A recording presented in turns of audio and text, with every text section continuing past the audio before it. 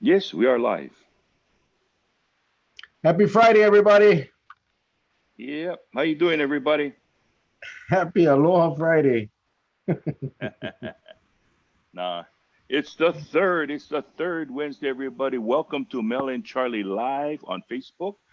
We hope you had a great day today, and I know that Mel put out the online invite for everybody to come on by and join an hour and more, depending on how things go, with our guest for tonight, the senator himself, Donovan Dela Cruz, as well as Dr. Darragh O'Carroll. And you'll be very interested to know his background, and he has a lot to share with all of you. How was your day, Brother Mel? How was your day? Busy day today, busy day. Busy day at the office, just it's a grind, man. It's a grind, but it was hot today too. God, it was hot. But I was looking forward to tonight.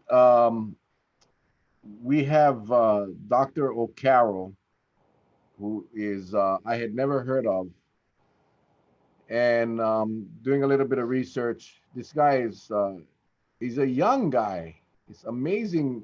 He looks really young, but he's done a lot of things in his young life, and he's definitely an expert in pandemics. And so I'm kind of excited. Oh, by the way, how you like my shirt? How you like my shirt, Charles? Beautiful, beautiful. Don't be a okole puka COVID-19 kawaii Hawaii. Yes. That's the new shirt, ladies and gentlemen. That's the new shirt, and I am gonna put it up on the web for everybody to purchase if they want. So I did get some pictures, people. If you weren't on last night, we got a contest going. Any of you that model our shirt, take a picture of you wearing the shirts, either the original Mel and Charlie or the Don't Be a Doodle Boy, or of course the Okole Puka is so brand new. Some of you got it though. Some of you ordered it anyway. Jumped the gun and yeah, I like the red too. It's my alma mater, Kwa High School, and I have one in green for Patsy's Kapa High School. So anyway, this is the Yes. design, and it's just straight and to the point, just like our show. Don't be a okolepuka. So that'll be up. That'll be up, and we will get that on the web with the website up, and you can get it. What is the website? We will put that up because I it's something like 808 T's. Anyway, I'll put it up because I forget the website name, and then you guys can get it straight from there. And Kirk will again, Kirk Correa will be doing the printing and taking care of all of that. Yes, Raider Red, Raider Red. Don't be an Okole Puka. Anyway, so Dr. Carroll, and I'm going to read this so I don't get it wrong, is an emergency room physician in Honolulu and a medical writer. His most recent article for the peer article Vice predicted everything that is happening now. He predicted this a month ago. He graduated from Punahou, got his MD from the John A. Burns School of Medicine and the University of Hawaii, and is training in emergency medicine from one of the nation's busiest trauma centers, Los Angeles County Hospital. Can you imagine that hospital? Oof. He is the medical director for All Hands and Heart Smart Response Disaster Organization. He volunteered with the disaster relief organization Team Rubicon to deliver disaster relief after Hurricane Dorian struck in 2019. And this is what I think is the most impressive. He was recently the consultant on the Netflix docu series called Pandemic: How to Prevent an Outbreak, and that was just recently released in January of 2020. So just a few months ago, and he was the consultant for that docu series. So this guy is he knows what he's talking about, and I think we're gonna have a very interesting um, evening tonight. So we're waiting for them to knock on the door to come in. He will be with Senator Dela Cruz, who actually made the connection for us. I tell you what, man, we got some good friends there out there, Charlie, that can Yep. find these interesting people for us and share the knowledge and the information with our viewers. So I'm looking forward to tonight. Well, today I got a email. and I am so excited. I did reach across to, we're talking about one of the probably the largest uh, employment category in the state of Hawaii, which is tourism. And we talk about all the different hotels. But I think it's so noted that I reached out to the local five that represents many of the hotel workers statewide, and I was able to get them to hook up with doctors of Waikiki, Dr. Tony Tripowski, Dr. T, and I'm glad to say that they're gonna meet because I think the union wants their employees to be safe, as mentioned on the news a couple nights ago. But I think what it's going to do as well is let the employer know that, hey, these employees have been checked out and they're taking responsibility, making sure that when they show up for work, they will be COVID free. And I think that's good. I think all businesses should be doing that so that the customers themselves can feel safe. So I think that's a good program. They're going to get together. And I'm sure the numbers of employees statewide is in the thousands. So therefore, it'll be something of somewhat of a challenge, but they're going to make a go of it, and I'm very proud of them. They're very, very proud of them. Well, and thanks for locking down Dr. T. A lot of people here on Kauai remember Dr. T. He was here on Kauai along with his wife, and I think a lot of people may not know him by name. I know you see him on TV a lot with the doctors of Waikiki, and I think once Dr. T comes on, many of you will remember him because he was all over the place when he was here on Kauai. So, and again, we're gonna try and get him to come to Kauai and do some testing because that is a question, and one of the questions that I will pose to Dr. O'Carroll later tonight is about the state's protocol and what his thoughts on it are. As far as dealing with visitors now coming back in from the mainland as we start to open up the state slowly. I heard some disturbing things today regarding the protocol that what one thing that frustrates me, Charlie, is when we are told something and we expect something. It goes all the way back to the original press conference by the governor.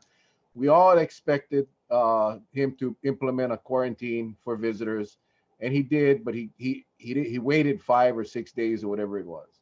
And there were many situations where we were told one thing and then something else was done. And this one here, I think the state led the people to believe that prior to opening up, we were going to secure in place. We got the permissions from the feds. We got all of these things that we're going to pre-test the passengers. We heard Dr. Josh Green or Lieutenant Governor Josh Green talk about it last night, what he wants to see. He wants to see everybody pre-tested before they come. But the chatter right now that I'm finding out today is that they're looking at randomly testing 1 out of every 20 passengers that come off that plane. So completely different from, I think, what we're led to believe. But I'm going to pose that question tonight to Senator Dela Cruz as well as Dr. O'Carroll. So speaking of Senator Dela Cruz. Well, before you bring them in, can I say something? Look at him in his shorts. Aloha. Hey, how's it? How's it? How you stay, my man? Good. What, you got everybody on? Are we just waiting for Dr. O'Carroll to come on? Okay. You sent him the link, right? Yeah, he just texted me that he was on the Zoom. He was on the Zoom? Yeah. Wait, hang on here. Oh, wait. No, he's on somebody else's. Oh, no, that's Donovan just lost his video. No, wait. I'll be. Yeah, check text him because he must be on somebody else's Zoom. Okay, let me. But anyway.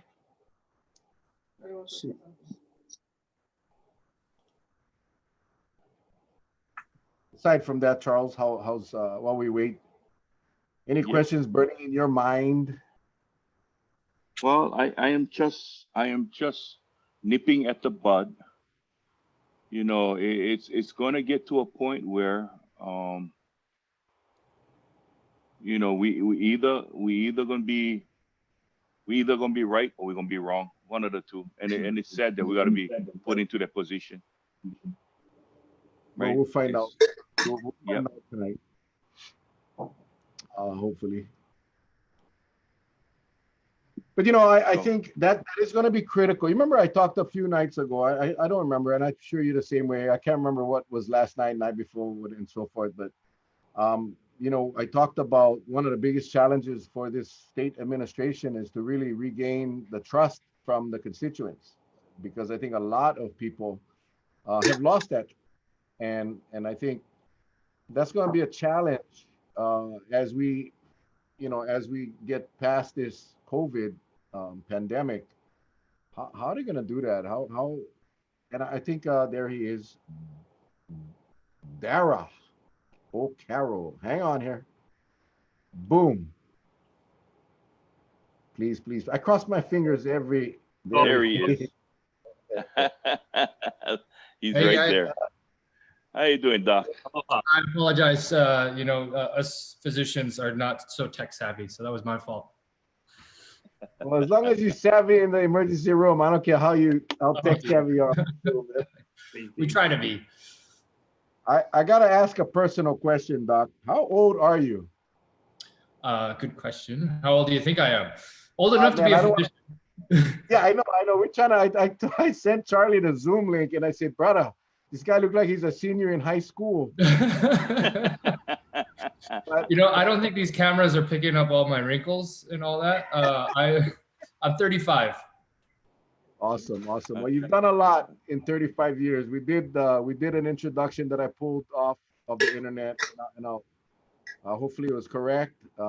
Somebody posted right after I read it. Somebody posted, "Wow, this guy walks on water." But anyway, That's too kind. I'm only a man. Senator Dela Cruz, thank you so much for joining us tonight and for hooking us up with Dr. O'Carroll, local boy, Punahou grad, doing some fantastic things for us. So I don't want to waste no time, Doc. We have been doing this now for well over 2 months. We've been doing this every single night. Donovan has been a guest, I think 3 or maybe 4 times, along with his colleagues. We brought in everybody from Congress to lieutenant governors to all kinds of elected and appointed officials and doctors. And our goal here is to inform and educate the public.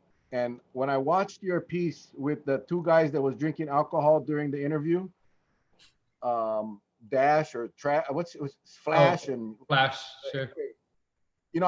I heard you in the beginning opening about the importance of educating the public. So I knew this was going to be a great show. So with that, I'm just going to turn it off. The Hawaiian up there is Charlie Iona, retired police officer, originally from Maui, found his way to Kauai via Honolulu. He was a medical examiner, investigator as well. So he's been around the block, obviously much older than the rest of us.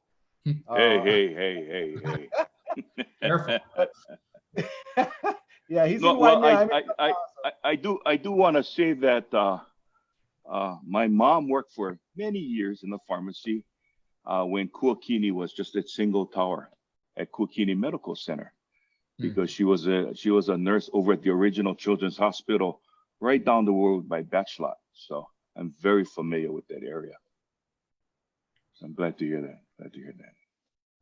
Great. So with that, man, I'm gonna turn it over. And I shared your bio, and I said, was really impressive was the fact that you consulted on the Netflix docuseries Pandemic: How to Prevent an Outbreak. And what I saw was interesting. It says that that you basically predicted. You wrote an article for Vice, and basically predicted everything that is happening now a month ago. And it may have been prior to that, because I'm not sure when this was written, but Sure. Yeah. Thank you so the floor is yours. Thank you for reading that. That was I wrote that at the end of February, and it was published March 3rd, I believe. So that was before. COVID time is all both condensed and also expanded in ways, and so it's hard to remember all the way what happened back in February. But that was back when the Diamond Princess was off the coast of California, and people were worried about bringing 100 cases, and now we're up to 1 million in the US. So way back when, if you can kind of shift your mind frame to when we were thinking, all right, so this is still not really on our shores, but lo and behold, it was. And most experts, and I'm not saying I'm an infectious disease expert, I'm an emergency physician who has an interest in upper respiratory diseases. And I had a little bit of a leg up being working for the prior year on that docuseries you mentioned, which was, I started working in 2018 on it. And then it was filmed throughout 2019. And it was just an unfortunate circumstance that what they were, warning the world of, which was most likely going to be a pandemic influenza, which influenza has the greatest chance of being, this is a terrible disease. It's very contagious. It has a high rate of mortality, but influenza has the highest chance of being the big one, meaning having a higher rate of mortality. We're thinking this is probably going to have a mortality rate of around 0.3%, 0.5. When you compare that to regular seasonal influenza, it's, mortality rate of seasonal influenza is about 0.1%. So it's more infectious, meaning it's can transfer to more people quicker, but it's also 3 to 5 times more deadly.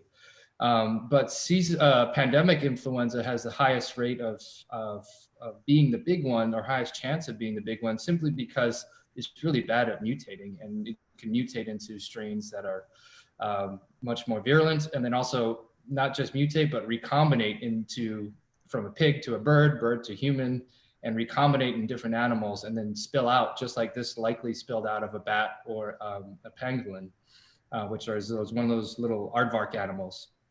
I think back in February, what I saw, the evidence was that, hey, look, there's a lot of viral pneumonia that is being talked about in China. And I think the most convincing evidence is, why was China building brand new hospitals? And why were they locking down an entire region of the country? That means that there was something not only deadly, but very contagious. And so if in our world, compared to the last large upper respiratory pandemic, which was the 1918 Spanish flu, our world is much, much more globalized. And we can see that now. We see the consequences. And so to put 2 and 2 together, I think I was trying to sound a warning shot as best as possible. Well, thank you. And before we go on, people that's on, please, now is the time. I forgot to tell you to hit the share button, start a watch party. As you can tell by the little first dose, it's going to be pretty informative. So go ahead and hit that share button and let your friends and families know to get on this deal. Pandemic, how to prevent an outbreak. How did that thing go? How did Netflix give you a buzz and said, hey, Doc, we need you to consult with us here. We're going to be doing a docu-series. How did this all start? That started because I've been writing for Vice for a couple of years. Mostly it started with, I was a ringside physician for a while in Los Angeles, and I was writing kind of injury reports for combat sports. And then my residency colleague, where I did my emergency medicine training, was Los Angeles County. He did a documentary on the hospital called Code Black, which was subsequently made into a CBS series for a couple of years called Code Black. And he was the one it was his documentary series. His name is Ryan McGarry. And then he knew about the work I'd been doing for Vice and said, hey, would you like to help consult? Because we need somebody. My role was really to talk to the producers and the cameramen and the writers who have no medical experience and how to navigate what stories are plausible. And so I did speak to Dr. Fauci for about an hour. I interviewed him and I pitched him as a candidate. My other role was to see which sort of quote unquote characters might be of use or informative in the documentary. And so I did pitch Dr. Fauci, which they decided to go against that, which in hindsight, might have been a bad idea, but at the time, he was a little bit too administrative. They wanted people who were out in the field doing some more exciting things. And then I also spoke for an hour to Dr. Rick Bright, who was a whistleblower against the use of hydroxychloroquine. And so I recommended both of them. And then also they did follow Dr. Rick Bright, but it was on his end that he stopped communicating and stopped. I think his job is pretty sensitive because he's dealing with a lot of national security issues. And so I think he stepped back from being filmed. So that's how it happened. And then it just, timing wise, they were going to release it at the peak of seasonal influenza in early January of this year, which just happened to coincide with when this was blossoming out of Wuhan.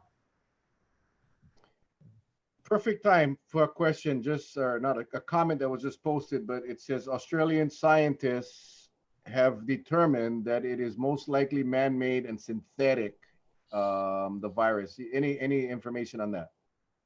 I haven't read the cited article. I would encourage everybody to I know there's a lot of information and confusing information out there. And it's really hard to decipher what is real and what is not. I would encourage everyone to really, really pay attention to who the source of information is coming from. Make sure that that source is credible, and make sure that those two things are absolutely done. But by far and large, the CDC, the NIH, the WHO, all point to that there's no evidence that this was man-made in any sort of sense. It's 96% identically similar to a bat virus. And where we think it picked up that little extra 4%, which is basically in the binding domain. So this virus enters the body through a spike protein, and it has to bind to that spike protein. And there's a little bit of a switch in that binding protein that keeps it from being similar to that bat virus. And somewhere along the way, we think it was probably the pangolin, which is that little aardvark animal, or possibly a virus that we don't really know of that's in existence in the bat communities. Somewhere it recombinated, infected the same animal, and then incorporated that new percentage of the gene. And so if you speak to any, I don't want to say the word credible, but maybe I do want to say the word credible, but if you want to, any respected virologist who is not trying to just get notoriety, everyone is completely saying that this is not a man-made virus, that this is exhibiting exactly what viruses do, which is they recombinate, they mutate, and this is not a new phenomenon. This happened in 1918. It happened in the 60s with Spanish influenza, but H1N1 strain influenza. Viruses do this. Viruses cause pandemics. It's a natural progression of viruses. And this has been present and happened throughout our history. And if you take the 4 benign coronaviruses, because I call them benign because they cause common colds. You can still get pretty sick with them if you have pre-existing diseases. But the benign coronaviruses, there's 4 of them that represent about 30% of our our cold symptoms throughout the year. And we think that those ripped through the human community probably 1,000 to 2,000 years ago, and eventually mutated themselves into a lesser form of the virus, which that's what a virus always wants to do, because it just wants to spread and make more of itself. So if it's killing its host, it's disadvantageous for the virus, which it's doing to us. So eventually it's going to mutate itself into something that's probably more like a common cold eventually. So what you're saying is there is no way, just based on the history of it, there is no way it will develop into a super strain, correct? If history is going to repeat itself, it is mutating, and mutating incredibly slowly. It's got 30,000 bases in it, meaning 30,000 different genetic kind of bases, which are either A, C, T, or G. But this is a RNA virus, so instead of it's using a U in there. But basically 4 different codes. It's like a binary code. In computer science, you've got 0 and 1, and except RNA uses 4 of them. So it's got 30,000 of those bases, and it's only mutated roughly about 100 of those. And if you think in each infectious person, there's about 1 billion copies of this virus, and you multiply that by about 4 million to 5 million people who've already had this virus, it's mutating compared to other viruses really, really slowly. And we can tell where it's being tracked, where it's mutating, and it's not causing any difference in the proteins that are being made by the DNA and RNA.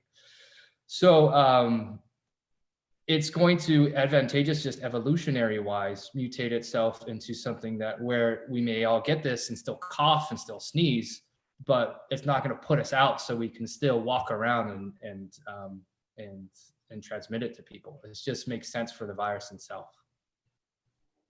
So I guess where the confusion comes with the general population is that, you know, we took a very, very hard stand in shutting down the entire state, you know, went into the full social distancing, the mask, everything.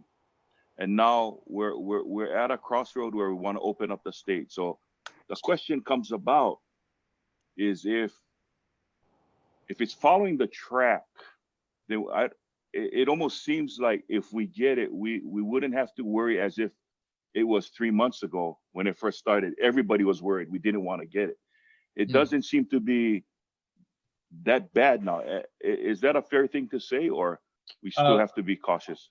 Unfortunately, no, it's not a fair thing to say. I wish that was. The process that I just talked about of mutating into a lesser virulent form, a lesser chance of it becoming a deadly virus, is going to take years, if not decades. So Okay. we're still, I mean, Chile, if you look at Chile's, all of their ICUs, this is basically moved from a North American outbreak to now a South American. That's where the epicenter of this disease is. And Chile's, all of their ICUs are completely full. Brazil has nearly as many infections as the United States. And their chance of secondary and tertiary curves is very, very real. And especially because so little of our population here in Hawaii has contracted this disease. And so we're all almost 100% susceptible. And so it's not a time to let our guards down. It's not a time to stop wearing our masks, not a time to stop social distancing. We really need to be very vigilant, because I think the most demoralizing thing that would ever happen is, hey, look, we're now starting to open up and then we got to close down again. Wouldn't that be like absolutely terrible? Even myself as a human being is missing all the social activities that we're used to. And so that would be incredibly, incredibly demoralizing. That's what I don't want to see happen. So Senator, Senator, so hearing what Dr. Carroll is saying, it doesn't match up with what you've been hearing with Dr. Anderson and Dr. Park when they come before your committees, or is it something different? What's your take?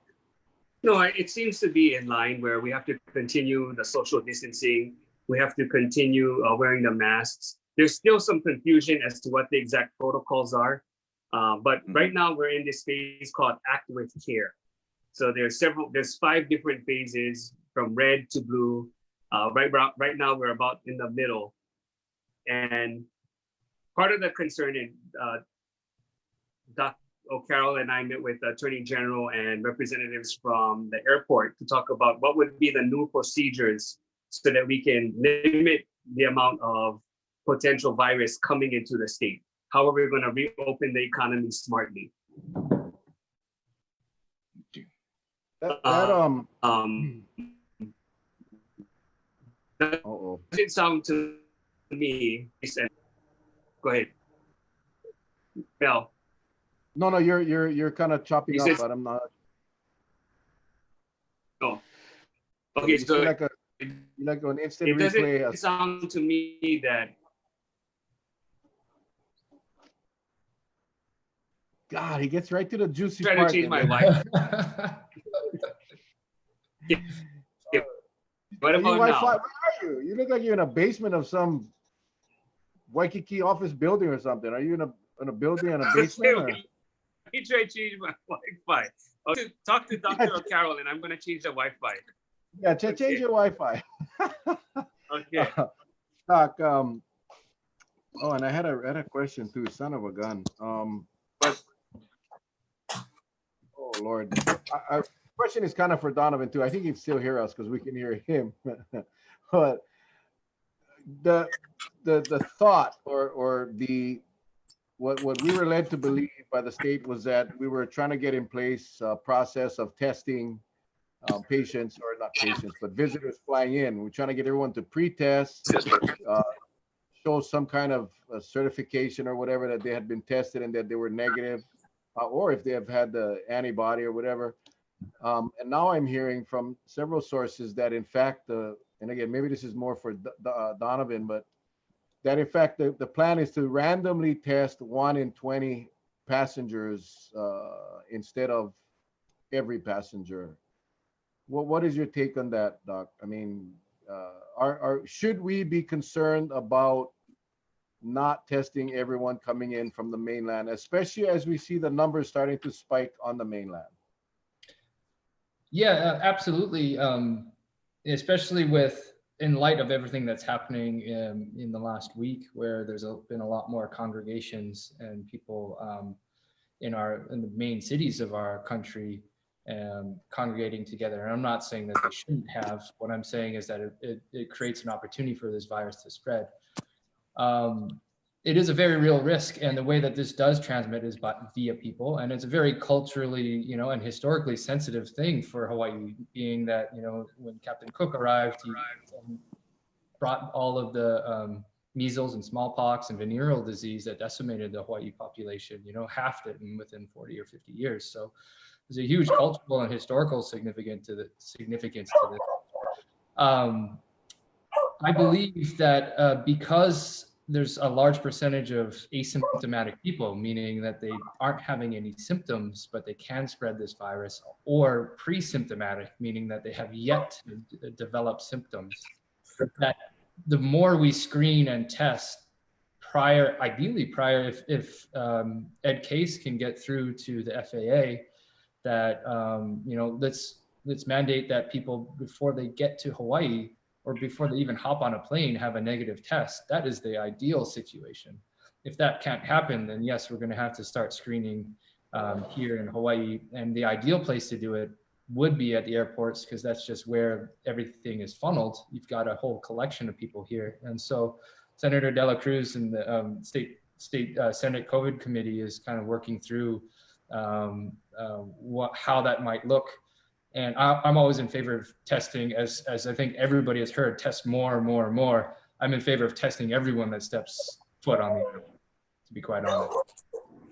That's interesting, because every single doctor on the planet that I've heard from or had on our show have said the same thing. And yet, the Department of Health, in my opinion, anyway, from all the discussions that I've heard them at briefings, hasn't really put a strong focus on the testing, and that is concerning. And then I'll get to you, Donovan, right after this. But in your video, you mentioned that we know that 40% of the positive people are asymptomatic. And in your video, you said that, and correct me if I'm wrong, 85% of the transmission of these viruses have been by touching an inanimate objects and then touching your face. Is that still hold true today? I know that video was done a while ago. Yeah, the studies have showed that predominantly this is transferred via indoor respiratory droplets. And so you still can transmit it by touching fomites and then touching your face. Fomites being the viruses on an inanimate object like your desk or what have you. But the predominant way that this is transferred is via respiratory droplets. And at that time, we didn't really have all the epidemiologic studies. And the sneaky part is, like you correctly mentioned, is that a large percentage of this is transferred before people are even symptomatic. And that's what caused this virus to explode out across the world rather than like SARS. So SARS was the original coronavirus back in 2003 that was only infectious when you had. And so with SARS, it was much easier to control the virus, because everybody who had symptoms, you just put them in the hospital, you put them in quarantine if they're not feeling too bad, and the virus pretty much just died out. So it's made this virus very, very tricky to monitor and to quell. So Donovan, how do we go forward? How do we go forward, especially with the chatter being that if we're not able, if EdCase is not able to get the pre-testing established prior to coming to Hawaii, getting it established here in Hawaii, and getting away from the 1 in 20 ratio, like testing 1 in every 20 people. If the chatter holds true, then I think we're almost at the same point that where we're at now, and that is voluntary quarantine. And you can see by the amount of arrests happening, you know, people say, hey, we chance the voluntary quarantine because you run a 50-50 chance if you get caught or not, right? And I think what the Dr. Okara is saying is that this virus is nothing to play around with. So how can we put the puka in that 1 in 20 if that's what the end result will be? What do you think we should do? So that's where part of just when I guess I got cut off. One of the things that the committee is trying to do is create a travel bubble, where we sent a letter to the governor asking him to create a task force to determine what would be the new protocols, the policies, if we were to do an MOA or some kind of agreement with Japan. What kind of testing would have to occur before they get on the flight? What kind of screening? What kind of testing or screening would occur when they arrive? And then that will give us some assurances that they are negative. Then they can forego or have an exemption really to the quarantine, and then they can start to experience Hawaii, provided that they go through this process. Because like you're saying, it's not so easy, it's complicated, it has to be developed. That's where the task force comes into place. When the committee had Paul Yonamine and Dwayne Kurisuan to talk about the travel bubble, in lieu of having a task force, the committee felt, hey, you know what, we got to move a lot faster. So the committee, to some extent, volunteered itself to facilitate in working with Department of Health, working with the Attorney General, working with the airports in helping Mr. Yonamine really create standards, come up with communication between our government, the state government, and the Japan government, so that we can start to establish something. That doesn't mean it's going to happen overnight.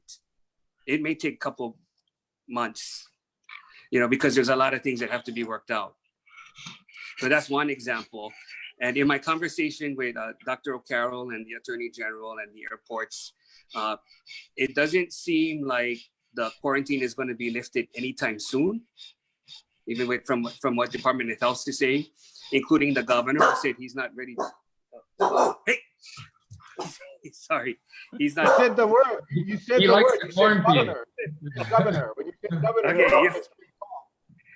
Okay, you know, I didn't realize my dog could understand when I get frustrated. Wait, let me go to a different room. Sorry, the last couple of shows, this wasn't that bad. So I don't want to speak for the governor, but if the governor ends up keeping the quarantine in place, then we're going to have to come up with travel bubble or exceptions to the quarantine, meaning if you do take the test, you don't have to follow the quarantine. But all those protocols still have to be developed. Dr. O'Carroll has been really generous with his time in helping us, giving us suggestions. And so we're hoping to do a couple of more meetings with Dr. O'Carroll, the Attorney General, and DOT, so that maybe we can at least come up with something that Department of Health can review versus waiting for them to develop something. Yeah, because then it'll never happen. Last night we had the Lieutenant Governor on the show, and you know, I'm not even joking. I really believe that. You know, it's been almost 3 months now, and we're still waiting. The Lieutenant Governor, after some prodding, obviously we know the inter-island quarantine will be lifted on June 16th, and he believes, or he, without stepping on the governor's toes, said that he would expect the international and the mainland quarantine to be, and correct me if I'm wrong, Charlie, it's what I heard him say, in 4 to 6 weeks, which is scary. And then Donovan, I know before you got your Wi-Fi issue, is it true that they're talking about testing 1 in 20, random 1 in 20 versus pursuing every passenger getting tested? And we will have Congress on Friday. He'll be on our show on Friday, so we'll be able to ask. Well, that may be true, but I haven't heard that. That's not something that we heard. Okay. That's chatter. I get plenty of friends that call me about all kinds of stuff, and it's kind of interesting. Yeah, because a lot of Go ahead, Donovan. I'm sorry. But a lot of those policies and procedures haven't even been developed. I mean, you know, we've just recently, as you guys know, we finally got the procedure to do the temperature screening, the forms, making sure that the smart app was going to get filled out, and then making sure that we could staff that all at the airport. You know, now the staff at the airport is even asking, okay, and checking, do you have a return flight? How many nights are you staying? Where are you staying at? They're calling the hotel, just so we can reduce the amount of people who are violating the quarantine. You know, and those all just got recently developed. And they're still, as time goes on, getting more and more, getting tighter. It's just you can't really deal with the perjury part. That's the most difficult part. All the people that are lying, and then they end up violating the quarantine, and that's what's making it hard for law enforcement.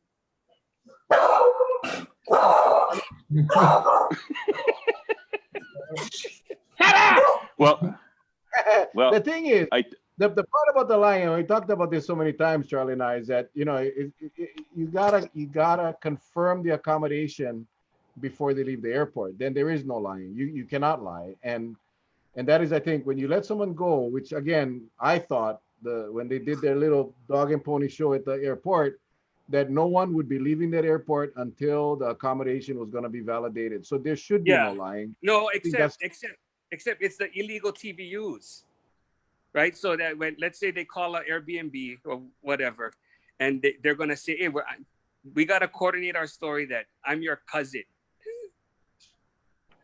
So that's where we're trying to get the host liability, to make sure that the host also is going to be live on the hook if their so-called relative or friend violates the quarantine too. That part is a big loophole. You know, we've been working with the city's DPP, we've been working with HPD, the law enforcement, and trying to close some of those loopholes where people are committing perjury and coordinating with the accommodations. Well, I think where a lot of the people, again, you know, going back to I guess your dog is not a fancier of this show, I guess. But I think where a lot of people have the concern is, one, we're at this critical junction with opening up the state and allowing travelers to come back into the state. So we have that element of danger right there. And how do we manage that danger? Because right now we're at manageable numbers, right? Being so low. But we're talking about, even if we don't ramp up to 30,000 a day, say we get to 10,000 a day. As it stands right now, it appears that might be in and of itself a difficult task. You know, taking 1/3 of what the anticipated return rate is. So, you know, I'm not saying they're going to get complacent, but I think, you know, human nature is, after you get bombarded enough times, you're going to say, you know what, just go through. You know, one of those things. And that one go through can be the worst thing that can happen to us. That's what I worry about. And I think that's what a lot of the viewers are worrying about too. No, yeah. Go ahead. You know, we share your concern too, which is why they ended up amending the form. So whoever the inspector is, they have to sign too.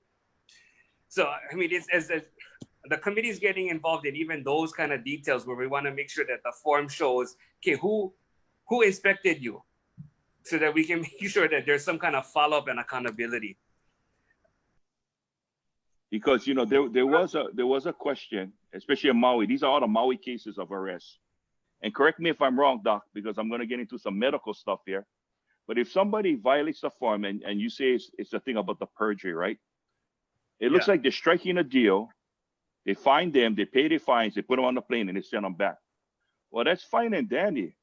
But I wish somebody would test these guys to see if they would deposit anything back in Hawaii before they left to go back to the mainland. Because I think that's what we're trying to curb in the first place, right? It's trying to prevent the infection from coming onto our shores. So right now, those people that have left, we don't know if they were infected or not. We don't know. Yeah. And I think that's very, very dangerous. That's very dangerous. Because if we were to look at something like biological warfare, That'll probably be the best way to infect somebody. Let them walk into our shores, deposit, whether they die here or die someplace else. But the thing is, they're gonna spread whatever they gotta spread, right? And I mean, I'm taking it maybe out of context, but it's almost the same thing. And we just gotta be careful because that's what's creating this whole problem is this pandemic. It's something that's bad, and we're not accustomed to that. You know, I'm 61 years old. I never thought in my lifetime I would see it. Bingo, wrong. It's here. I mean, doc, you're 30, you're 35 years of age. I don't know if you ever thought you would see it in your lifetime, but being a medical background, you probably say, yeah, the chances are great we'll see it. So I think what we're trying to do is get some information out there so the people can make a real educated decision on what steps they need to take.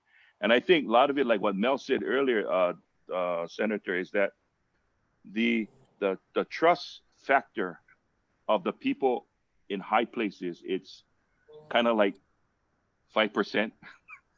So we got to be able to change people's attitude. And it goes back to, like we said before, it has to go back to the messaging, right? How do we message? How do we get the right messaging out so everybody can buy into the program? And I think right now we were led to believe everybody gonna get tested. But from what, and maybe you got to go check that part out. What we've been hearing is it's not going to be that way. And that's well, we disappointing. can bring that up at one of our upcoming committee meetings. Okay. Because that's where I think what we're trying to, that's why it's the COVID committee is so important, because we can get the departments in front of us, we can ask the questions, we can hopefully urge them to take some of these positions and work on some of these policies that the community doesn't really know what's going on. You know, last week, or actually it was this past Tuesday, we had the Attorney General and we had Haima on to talk about the different color coding and what that all means. And then later on, the committee met with Dr. O'Carroll and the Attorney General and Airport. So some of these things are in the works from our side, pushing it. You know, we want to make sure that it's done. And the community has to buy into some kind of plan, right? Right. From our point of view, we have to develop a plan. What is the plan? Can we make sure that it's going to be communicated and that enforcement is also going to occur? It cannot just be have a plan and then we just think that it's going to be because of goodwill. There's going to be some of that, but we got to have enforcement. Okay. I apologize. You know, I should have not gone down that road because we have the doctor here, and that's my fault. I should have. You know, I want to take advantage of this guy's time, and sorry about that. I just that discussion. We'll bring the Senate committee on again, and we'll have that discussion. But I wanted to hit some of these questions, Doc, that are coming from the viewers. And again, these are non-scripted. You know, these are for the viewers. These doctors. I never met this guy. It says the media and the CDC is lying about hydroxychloroquine. It's been working for coronaviruses since 2005. I don't know anybody who's been using hydroxychloroquine for coronaviruses prior to this. They have, it didn't show to work against the original coronavirus, but the studies for this virus, because that's what this matters right now, right? The studies for this virus, doesn't matter what's worked in the past. The studies for this virus have been absolutely, at best, completely inconclusive, and at worst, extremely harmful. You know, the VA study showed twice as many people died when they took this than when they didn't. Granted, there's a selection bias, and so you can. The thing about medical studies is medicine is a science of probabilities. I wish there was an exact answer. You know, like, hey, look, is this equation work or not? But it's a science of probabilities, and you can take any study and fudge it to any to an argument that points into any direction. But every single study that's come out, does hydroxychloroquine treat this virus, is abysmal. It's showing it's showing harm. It's showing harm. The only reason why President Donald Trump is taking this is because his doctor recommended that it could be used for, this is a different indication, is prophylaxis, meaning can it prevent you from contracting this disease?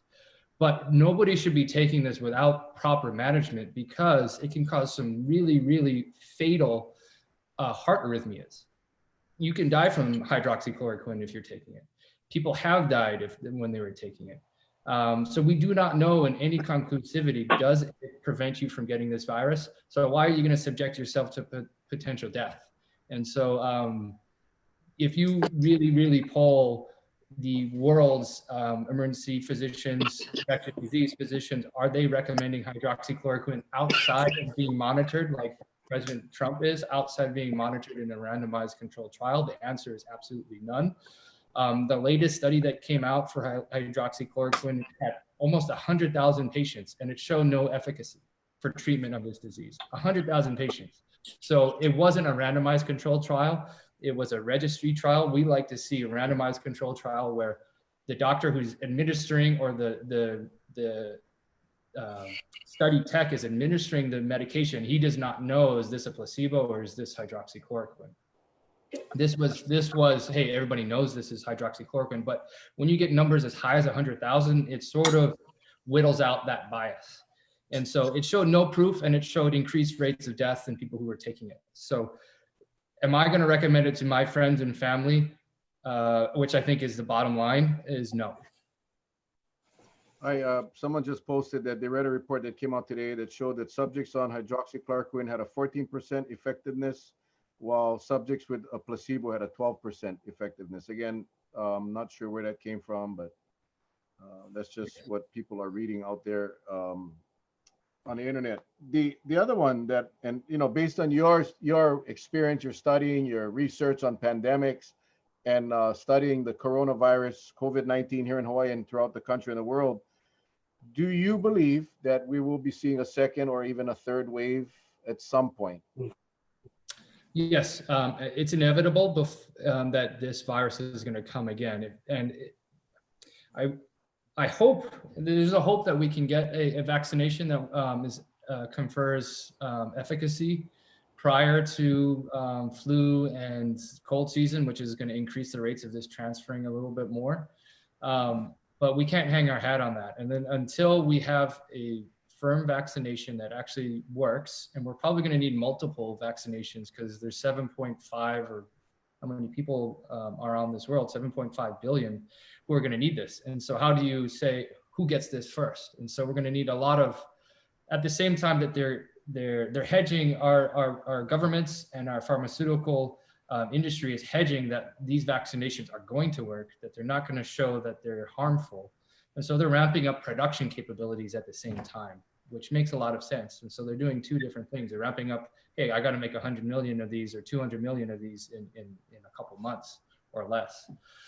So if we don't have a vaccination that works, there's absolutely every chance that this is going to come back around again, purely because we don't have immunity to it. If you haven't gotten this before, you don't have immunity to it. And to put another hook in this question is that the benign coronaviruses, the 4, again, that cause 30% of the worldwide colds, you can get reinfected with those. One of them you can get reinfected with 8 weeks after you had it the first time.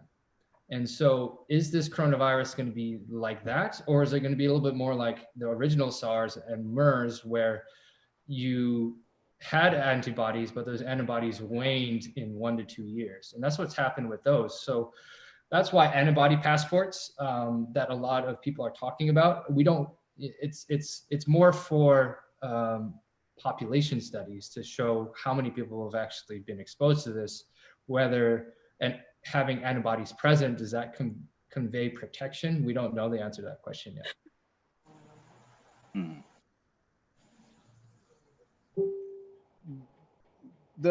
This is a stupid question, but the fact that we open up the state obviously increases the risk of the second wave. Looking at the numbers that we have now in Hawaii, and it's kind of confusing at times, because I know that even today, I think today had 1 new case on Oahu, but they removed 1 case from Maui from the other day. So I'm not sure how I tried to ask the lieutenant governor about that last night, and he really didn't have an answer.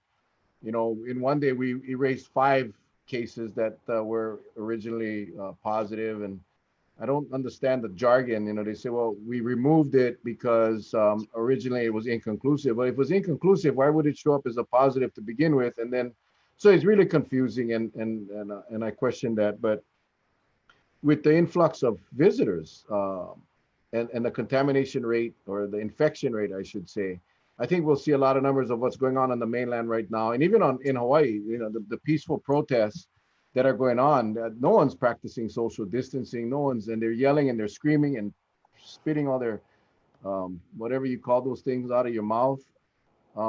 That's not very safe behavior. And Droplets. I'm really, huh? Droplets, huh? Wasn't Yeah, it but he droplets? called it something Droplets. else. What you called it something else? Didn't you call it something else? Was it Fomites are when the droplets land on a chair. fomites? That's when they land on a chair or an inanimate object. Oh, okay. Yeah. So you get the droplet, then it turns into a fomite. Correct. And this came from a bat or a penguin or an aardvark. Pretty much. Penguin. You got it. The penguin, black penguin. Yeah, pangolin. Pangolin. That's aardvark. Yeah. Oh, a pangolin. See, you see Pangolin. what I'm saying, Donovan? No make fun, Donovan. I'm learning. My concern is this, and demoralizing was the perfect word. You used the perfect word. If we go down this road and we got to shut down, it's going to just demoralize us. And I know we have. The lieutenant governor talked about the availability of. You work in a hospital. The availability of medical resources, and at what point, at what number are we? Does that danger start? At what number of cases does it become where we better be careful? Yeah, we have X amount of beds, but obviously there's a threshold that you reach before it becomes critical. The number, I don't know if you've ever looked at the numbers and figured out, okay, when we get to X amount of numbers that are in the hospital, we better start worrying. Does anybody know what that number is? Donovan, you've been on those discussions with Haima, who probably did they mention numbers to you? No, I just know that they're capable of the state is capable of doing up to 3,000 tests per day. I don't know how many beds are actually out there, but let me just talk about something that got brought up at the last committee as to how do you move from act with care to safe at home back to safe at home, which was the red color. And even for us, we find it a little bit confusing. And that's where we keep trying to engage the administration and getting clarity and at least getting that information out there. The state has to be nimble. The counties as well have to be nimble so that if we do see an increase or a spike, we're going to have to go back to closer to stay at home.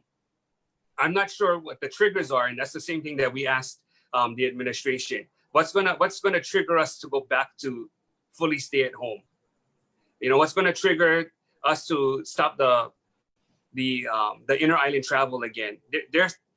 We're going to have to follow up with them. They don't have the exact answers on that.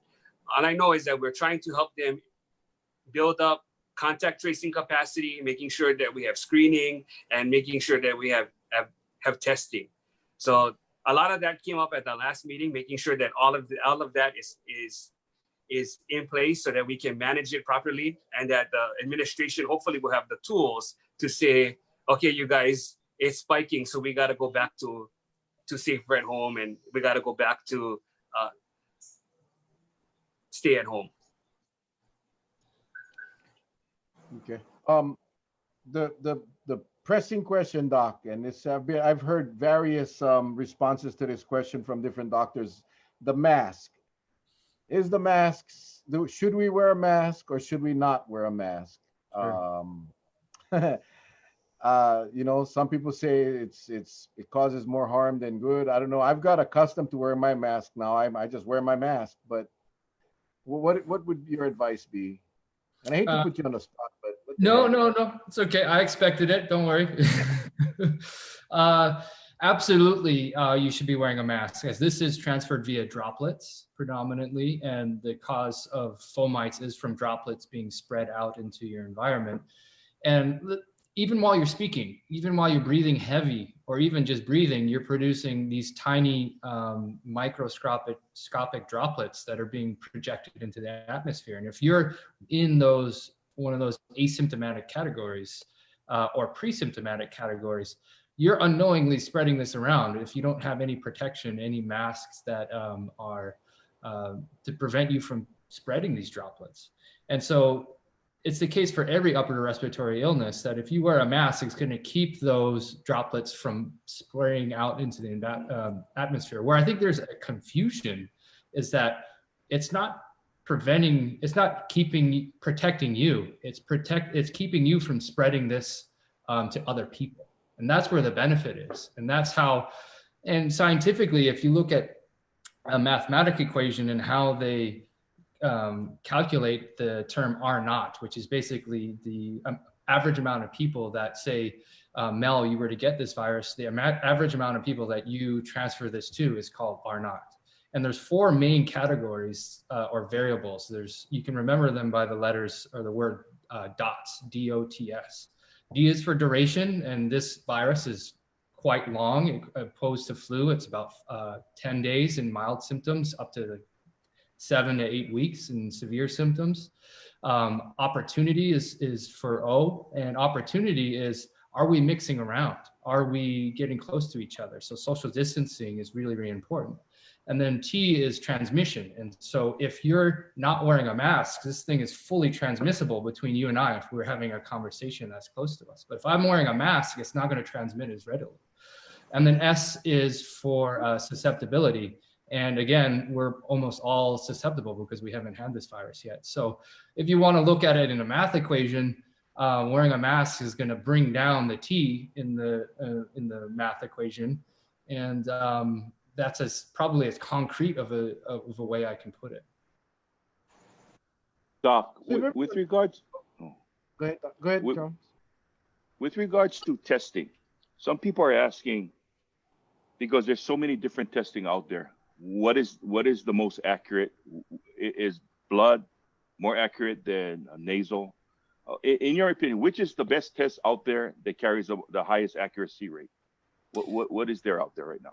There's a ton out there. And a lot of people, when they heard about this virus, when the genetic code was sent out from China to the World Health Organization, it's a testament to our technology and our micro technology that within, a week or two, we had tests for it. Granted, the US was a little bit stumbled out of the stumbling blocks regarding getting their testing capabilities up and FDA approved. But there's a lot of different companies who are doing different tests. And it all depends on the manufacturer. Some are manufactured in different ways. And so you really have to look at the manufacturing capabilities. And the 2 numbers we look at are specificity and sensitivity. And there are 2 different ways to judge how accurate a test is. It's like one, missing false negatives, meaning like, hey, look, you had the test, but you actually had the virus, but it didn't test positive, or false positive, meaning you didn't have the test, or you didn't have the virus, but it tested you positive. So those are the 2 numbers, sensitivity and specificity, and each test has different sensitivity and specificities. However, the blood tests are to test antibodies, right? Not the actual virus. And so the blood tests, some of the Abbott serology blood test, after 2 weeks, because it takes time for your body to mount your antibody immune response. The Abbott serology tests are almost 99 and 99.5% sensitive and specific. So that's very, very accurate. But the PCR tests are a little bit less. The nasal swabs are the most accurate. The saliva tests are in the low 90s, which is not good enough. Like, you're missing out of 100 people, that means 10 are being testing positive when they aren't actually positive, and then 10 are testing negative when they actually are positive. So you need something in the high 90s to convey any confidence. But it all depends. To answer your question, long story short, it all depends on the manufacturer. You got to read the details. So the ones that is being used by testing sites now, us as patients that's going to go through a drive-through, are we to assume that that's an accurate test, or we just, because they're the testing vendors are the ones that handles that, so we just have to assume they got the best on the market, correct? You would assume, and you're going to have to ask. You're going to have to ask your physician who's ordering it. How accurate do you think these are reliable? But everything that's being done at clinical labs and diagnostic labs are the most accurate that we have. So those are our big laboratories here. But the ones that look like kind of knockoff pregnancy tests, you know, those little plastic ones you put a little drop of blood in, are very, very inaccurate. And a lot of them are just completely bogus, to be quite frank. The serology tests that actually test your blood, you know, they draw a pretty big vial. You need a lot of it. And so those are much more accurate. But the ones that look like pregnancy tests are woefully inaccurate. Okay. Yeah.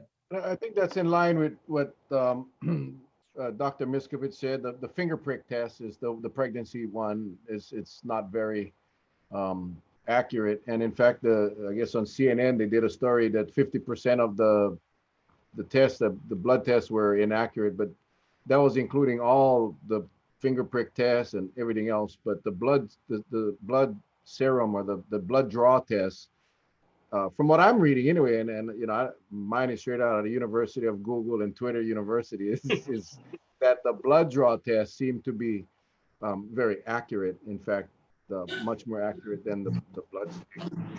Blood clotting. Somebody's asking about the blood clotting issues that's showing up in Italy.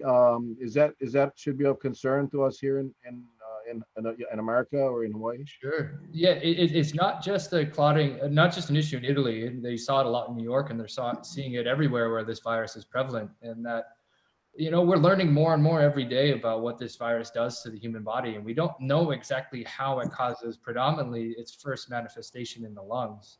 But we do think it's has what we call an endothelial dysfunction. So the endothelium is the part of your blood vessel that's the cells that line all of your blood vessels.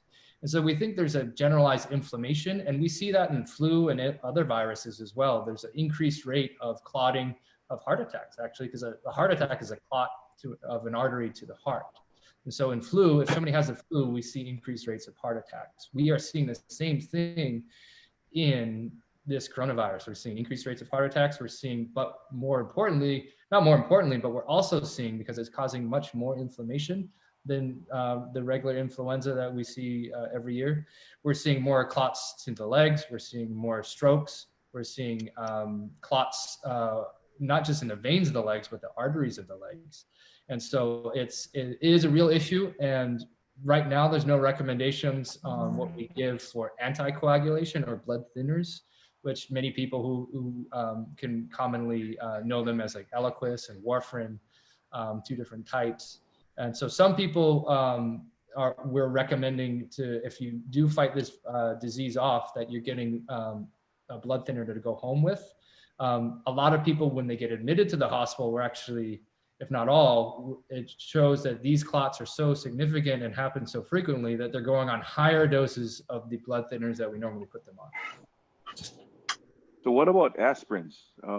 You don't even recommend that, aspirin therapy? Sure. At this time, there's no conclusive data to say, hey, take aspirin or not. Aspirin can cause problems in itself. So right. If you are interested in aspirin, I'd recommend talking to your physician regarding the risks for you particularly. I'm not just saying you, but I'm saying your viewers, and that needs to be a discussion to have with your physician.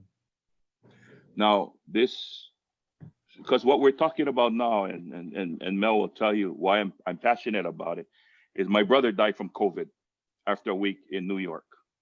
And everything you said, he went through the same ideal thing, because they started to dialyze him, and he was having a difficult time because the dialyzing device was just getting all gunked up because the blood was so thick. Now we hear that the recent case at Queens, the gentleman was released after 7 weeks. They put him on an ECMO process. Mm-hmm. Okay, so now correct me, is that the process where, because he was already having difficult time with the body not getting enough oxygen, they took blood out of the body, oxygenated outside of the body, then reintroduced into the body? Is that the process?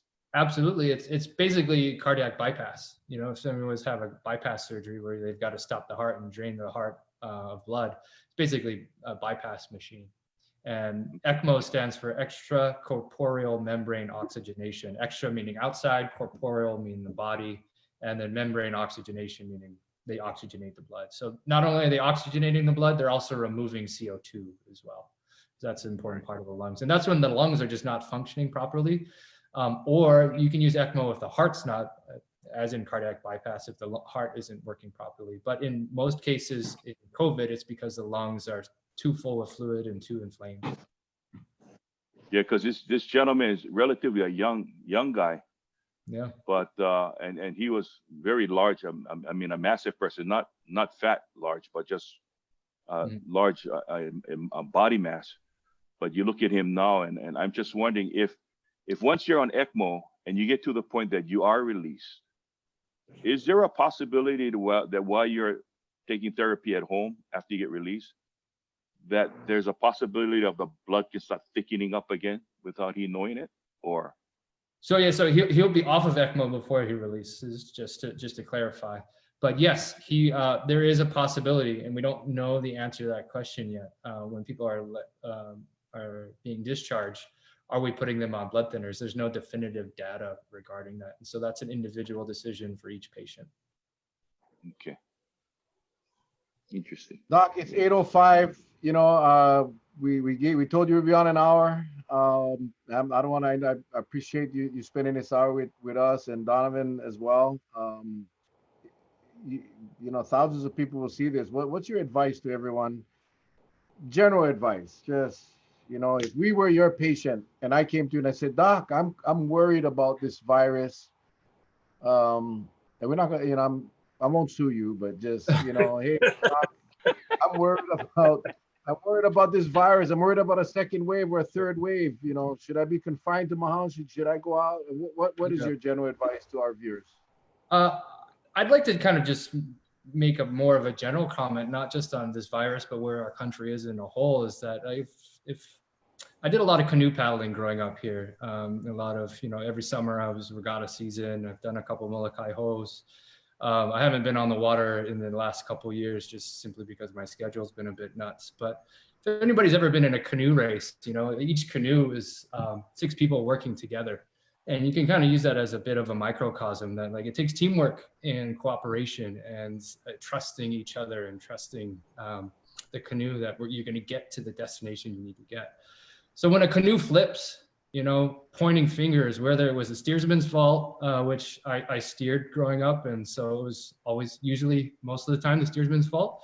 But it could have been two seat or 4 seat. They didn't put the weight on the AMA, but whoever's fault it was, pointing fingers is not gonna, when the canoe huis, is not gonna right the canoe again. And so I just encourage people to be cooperative and think about each other. And these are all values that we know that we, growing up here, are instilled in us. And you can translate that to both coronavirus and then that's what's happening in with the George Floyd protests in the United States and here. And so I just encourage cooperation and looking out for one another, and writing this is going to take the cooperation of everybody. Wisdom well beyond your years, my friend. Well beyond your years. Thank you for that. Donovan Dela Cruz, Senator. So we're gonna have our meeting tomorrow, 1 o'clock. So part of our quandary is that you know, all the things that you guys are talking about, we got to make sure that we're going to stay safe, we're going to stay healthy, that we're going to make sure that we prevent the virus from spreading and all the things that takes. But we're also going to have to make sure that we improve our economy. And that doesn't mean that tourism is ever going to go back to where it once was. And I think that we cannot. We have to reduce the amount of visitor impact, especially because of our carbon footprint. But we also have to get the rest of the economy moving in helping agriculture, in helping high tech, in helping healthcare, in helping cyber, things that we don't have to depend on people coming here. It's us trying to make sure that we can get an economy moving, because we're gonna need tax revenues to make sure that we can do all the things that we're talking about in providing healthcare, doing enforcement, and so many other things. So that's part of what the committee is going to hear from DBED tomorrow, or what are some of the DBED agencies doing to get the economy moving so that we won't have to rely on tourism as much. So stay tuned tomorrow. We'll be watching. I know you guys will text me questions. So, and I appreciate that. Yeah, I will be doing that, my friend, as we always do. And this guy is very responsive. Charles. Well, first of all, I'd like to say thank you to the doc, and to Donovan. Thank you so much. I just got a little print here. This is from Doc. This is for you from my wife. She said that what you just shared is the same philosophy that was given by the late Reverend Abraham Akaka, and who was the pastor of the Kawaihao Church way back when. And the last wedding he performed, he married my wife and I back in 1996. So my wife thinks a lot of you. She thinks a lot of you. But to the viewers out there, I want to thank you all for joining us tonight. I told you it was going to be an interesting a forum, a show. A lot of times you have a lot of these technical questions. We got the experts on. And like we always say, we give the information to you, ladies and gentlemen. What you do with it, it's totally up to you. But we try to bring you the best possible information, and then you try to make the best decision possible that will satisfy you. And if you don't get anything satisfactory, then you just got to keep on pushing until you get that right answer. But we try to do our best. So thank you for joining us. Back over to you, Mel. Thank you all, Doc. Thank you very much for again sharing your time with us, and appreciate your service, all that you're doing. I know you're on the front line, done a lot of stuff, and we appreciate that. Same for you, Senator. I know you guys, and really our comments. We know the Senate committee and the House side been working extremely hard, and we've voiced that so many times, and we've watched you guys in action. So appreciate both of you and all the Thank service you. that you guys are Thank doing. you. And tomorrow night we will have Carrie Ann Sirota and three of her colleagues, and we're going to be talking about getting our inmate. I mean, we shift gears on this show, Doc. Tomorrow we'll be talking about providing programs for reintroducing prison inmates back into the community to become productive citizens. And on Friday, Congressman Ed Case will be on, and on Saturday, Dr. Capono will be on as well to share. So we have a good week coming up for you guys. Join us tomorrow night at 7 o'clock. And as always, stay safe. God bless. We love you guys. We'll see you guys tomorrow night. Aloha, everybody. Aloha. Aloha.